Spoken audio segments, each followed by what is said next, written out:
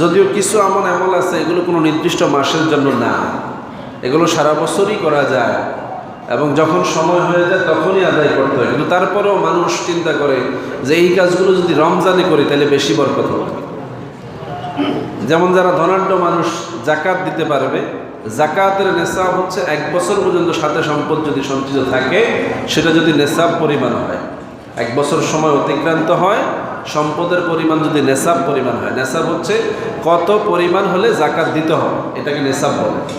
যেমন স্বর্ণ 7.5 তোলা স্বর্ণ যদি কারো কাছে থাকে তাহলে তাকে জাকাত দিতে হবে, এর থেকে কম হলে দেওয়া লাগবে না। 52.5 তোলা রৌপ্য যদি কারো কাছে থাকে তাহলে তাকে জাকাত দিতে হবে, এর কম হলে দিতে হবে না। এই পরিমাণ সমমূল্য যদি টাকা কারো কাছে থাকে জাকাত দিতে হবে, নইলে দিতে হবে না। কিন্তু অবশ্যই সেটা 1 বছর তার হাতে থাকতে হবে। 1 বছরের কম সময়ের মধ্যে যদি এটা লেনদেন হয়ে যায় তাহলে সেক্ষেত্রে জাকাত দেওয়া লাগবে না। এইভাবে প্রত্যেকটা জিনিসের জাকাত আছে। পশু যারা পালন করে